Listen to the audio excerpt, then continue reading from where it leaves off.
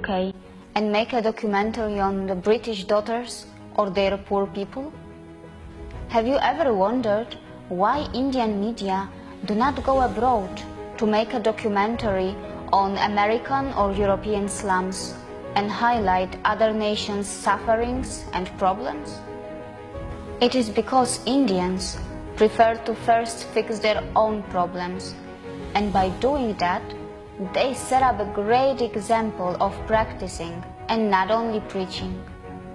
They say that the 21st century belongs to Asia, and within Asia, the world has already started to witness the sensational rise of the ancient power India, which in the 21st century will be reclaiming what rightfully belonged to them right through the human history. In my previous documentary on the economy of India, I have already covered a lot of India's industrial sectors that are witnessing a great rise. But India's growth story is more than that. There are many more sectors which are witnessing dramatic rise and have the ability to inspire the world. Food industry. India, the country which faced 3 million deaths or even more during the Bengal famine by the hands of the British, has come a long way, and today it's setting up the largest food park in the world. India has bounced back from the food insecurities of the early post-independence era to the current India, where in its cities governments are running budget meal systems like Jan Ahar, where one could eat a full meal for just a few cents. And there are many other social welfare schemes like that. Besides, India's temples are also running cheap and organic food canteens, where one could have nutritious and clean food in just $1 or $2 or even free. Further, who could forget the great Sikh people of India, who serve absolutely free food to everyone, every single day at any given time of the day, and not just to Indians, but any human, regardless of what country or religion they come from. And not just that. Today, Sikh temples have been providing free food for the poor British people on the land of the UK and in other parts of the world as well. Power sector. India, which also has nuclear power plants, is now focusing on green energy as well. In case you are starting to worry that India will do what China and the USA did to the environment, here is good news.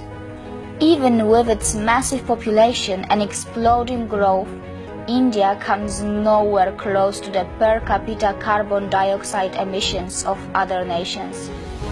India is developing in times when the green energy technology is no big deal. India has already taken huge steps in order to be the green energy hub of the world. Did you even know that India has some of the world's largest solar power plants? Telecom sector. India is currently the world's second largest telecommunications market. Did you know that Indian telecom companies are expanding to other parts of Asia and Africa already? Besides, in a few more years, India will emerge as a leading player in the virtual world with almost 700 million internet users out of the 4.7 billion global users, according to a report by Microsoft. Dairy sector. The indigenous holy cows of India are truly holy when it comes to the quality of their milk.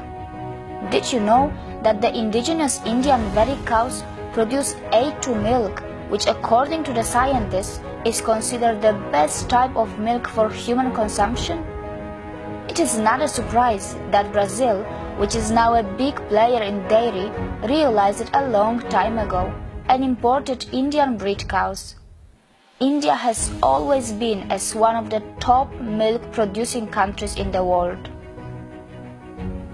Steel industry. India is a giant in producing crude steel. Did you know that it is already one of the top 3 largest crude steel producing countries, and it is continuously growing even more. Coffee, tea and tobacco sector. India is one of the biggest exporters of its finest quality tea, which comes in many varieties. It is also witnessing a very interesting growth in coffee and tobacco production as well. Interestingly, some of it were introduced in India by its invaders. But then one can always say that India did not have to invade Brazil to introduce their A2 cows, and did not have to colonize the world to introduce its yoga. Indian consumer market. The country, with the official population of nearly 1.3 billion people, has a super giant consumer market. India is not just about the rich or poor, as your country's media is showing you. Its middle class is literally exploding with a very high purchasing power capacity. The good news is that a majority of its massive young population is fast getting urbanized. At the same time, India's government has realized that it is not going to sacrifice the villages of India during this rapid urbanization and will keep the soul of its villages alive. Road infrastructure. India already has the second largest road network in the world, which is somewhere around 5 million kilometers. Indian government has been building mega highways for quite some time and is planning to add around 66,000 kilometers of road, and it's targeting to build an astonishing 30 kilometers of road every day. Besides, how many of you actually knew that India is the largest exporter, producer of handmade carpets in the world?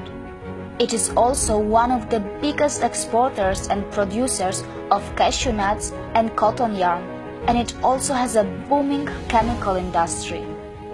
And we must remember that all the money and economic wealth that India is earning is its hard-earned money, not an easy wealth generated by selling crude oil as many other rich nations.